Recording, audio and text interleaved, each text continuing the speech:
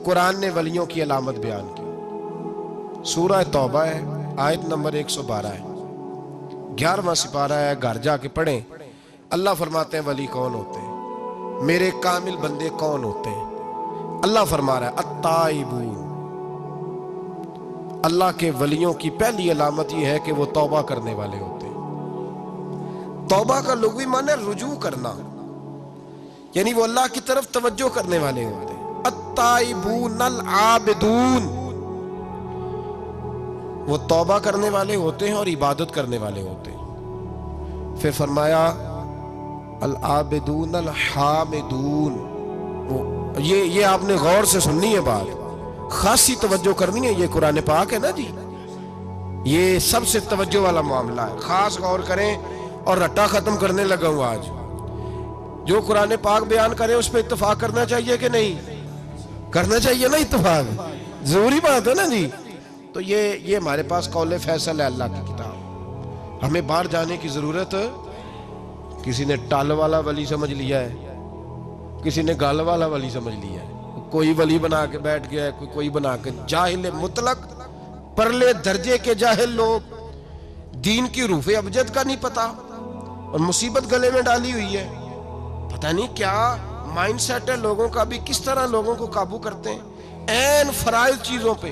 अब ये मलंगों ने पक्का रट्टा लगाया, कहते मौलवियों को ना जाया जाए। और मैं कहता रहता हूं, मैं भी उस मौलवी के खिलाफ हूं जो मौलवी दीनदारी नहीं करता, दुनियादारी करता है। पर मौलवी का माना मौला वाला, क्या तर्जुमा है? अजीब तो आदमी है, पक्का रट्टा। वो हमारे सिंध के राजे महाराजे साईं, पंजाब के वडेरे अपने गांव में स्कूल नहीं बनने देते थे, इसलिए कि वो कहते थे अगर इनके बच्चे पढ़ गए ना तो हमारी भैंसों को चारा कौन डालेगा। इसी तरह ये जो पीर है ना आजकल के, ये उलमा के पास नहीं जाने देते, कहते इन्होंने पता लग गया तो सानू मनना ही को नहीं है ना, लिहाजा इनको दूर दूर रखो ताकि ये कहीं ऐसा ना हो कि हमसे पीछे। इधर तुसी बाबा ध्यान लाया है कहानियां सुना सुनू के। अब तो लोग दीन भी कवालों से सीखते हैं, कवालों से माज, और ऐसे ऐसे कुफर है माज अल्लाह सुम्मा माज अल्लाह। तो जो कुरान बयान करे वो हमारे लिए सबसे बेहतर नहीं? तो कुरान मजीद ने कहा अत्ताइबून अल आबिदून, तौबा करने वाले, इबादत करने वाले, हामिदून, अल्लाह की हम्द करने वाले, साइहून, रोजे रखने वाले। कौन जी? वलियों की अलामतें, रोजे रखने वाले। राकिऊन साजिदून, रुकू करने वाले और सजदे करने वाले, रुकू करने वाले और सजदे करने वाले। बस तौबा की, रुकू किया, सजदा किया, नमाज पढ़ी, इबादत की, या अल्लाह काफी है? फरमाया नहीं। अल आमिरून बिल मारूफ, नेकी का हुक्म देने वाले, वन्नहूना अनिल मुनकर, और बुराई से रोकने वाले, मैदान में रहने वाले, मैदान में।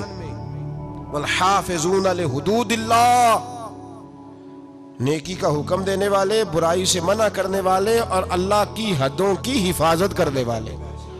अल्लाह की हदों की ये अलामतें बयान करके कहा बशिरिल मोमिनीन, महबूब अपने इन गुलामों को मेरी रजा और जन्नत की खुशखबरी सुना दे।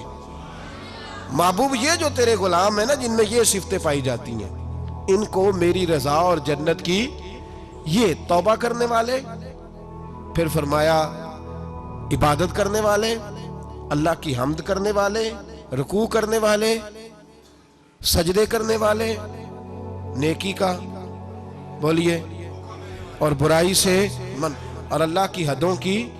महबूब इन्हें खुशखबरी दो जन्नत की, इन्हें तौबा। वली वो वाली तौबा नहीं करते जो हम तौबा करते हैं, शब बरात की सारी रात अस्तगफिरुल्लाह, या अल्लाह माफ कर दे, चीखों की आवाजें मस्जिद में, हर मस्जिद से रोने की आवाज। पक्की सच्ची तौबा करके शेख आए पर दुकान पे जाके सवेरे ही झूठ बोलना शुरू कर दिया। ये कौन सी तौबा? ये मजाक है? सारी रात रोता रहा है, सवेरे दफ्तर खोला है, फराड शुरू कर दिया। तूने तौबा की है? हद हो गई भाई, ये वाली तौबा नहीं। एक तौबा मेरे नबी पाक भी किया करते थे भाई। तौबा तो है रब से रिश्ता बनाने का नाम। मेरे नबी पाक भी एक तौबा करते थे। बुखारी मुस्लिम में हुजूर ने फरमाया मैं एक दिन में 100 मरतबा इस्तिग़फ़ार करता हूँ। इसका क्या मतलब था? उम्मत को तालीम देने के लिए। यहाँ तो मेरी तरह के बहुत सारे लोग जब गुफ्तगू करते हैं तो लगता है अपने आप को बड़ा परहेजगार समझता है। बहुत सारे लोग, कभी किसी को तकलीफ तो नहीं दी, मैंने तो कभी किसी का बुरा नहीं चाहा। जब हम बात कर रहे होते हैं तो सिर्फ हम नेक होते हैं। अल्लाह के बंदों का ये तरीका, उनका ये स्टाइल नहीं, ये तरीका नहीं। हजरत इमाम अहमद बिन हंबल फरमाते मैं गुलाम खरीदने गया,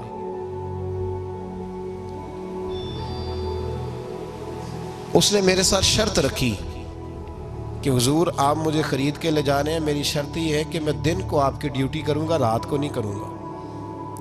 फरमाते मैं ले आया, घर ला के मैंने पूछा तेरा नाम क्या है? कहने लगा हुजूर गुलामों का नाम नहीं होता। खाएगा क्या? हुजूर गुलामों की चाहत नहीं होती, जिस नाम से पुकारोगे आ जाऊंगा, जो दोगे खा लूंगा। कहा किस कमरे में रहोगे? कहा हुजूर गुलामों के नखरे नहीं होते। कहते मैंने कहा फिर भी ये कमरे हैं, पसंद कर लो। एक टूटा फूटा सा कमरा उसने पसंद कर लिया। इमाम अहमद बिन हंबल फरमाते मैं उसे काम बताता पर इतनी मेहनत से करता कि कमाल कर देता, मेरे इशारे समझता। एक दिन मैं तहज्जुद के वक्त उठा, उसके कमरे में गया तो वो तौबा तौबा पुकार रहा था। सुनो वलियों की तौबा। फरमाते उसके कमरे से चीखने की, या अल्लाह माफ कर दे, या अल्लाह माफ कर दे, अल्लाह माफी दे दे। तड़प रहा है, रो रहा है। और इमाम अहमद बिन हंबल फरमाते हैं हाल ये है कि उसके कमरे से लेकर आसमान तक नूर ही नूर फैला हुआ है, नूर ही नूर। और वो रोता है या अल्लाह माफ कर दे, या अल्लाह माफ कर दे। फरमाते मैं सोचने लगा माफी किस चीज की मांग रहा है। फरमाते वो खुद ही बोला, और माफी देखो भाई, तौबा देखो अल्लाह वालों की। कहने लगा अल्लाह मैं तेरा बंदा हूं, तूने जिंदगी दी, नेमत दी, आंखें दी, कान दिए, सांसें चलाई, बगैर मांगे सारा कुछ दिया। चाहिए तो ये था कि मैं दिन रात तेरी बारगाह में झुका रहता, पर मुझे माफ कर दे। मेरे ऊपर इमाम अहमद बिन हंबल के भी हुकूक हैं, मेरे मालिक का भी हक है, इसलिए मैं दिन सारा इबादत नहीं कर सकता, बस 5 नमाजें पढ़ सकता हूँ। रात में जागता रहता हूँ तेरे हुजूर। अल्लाह वो जो सारा दिन मैं इबादत नहीं ना कर पाता, मुझे माफ कर दे।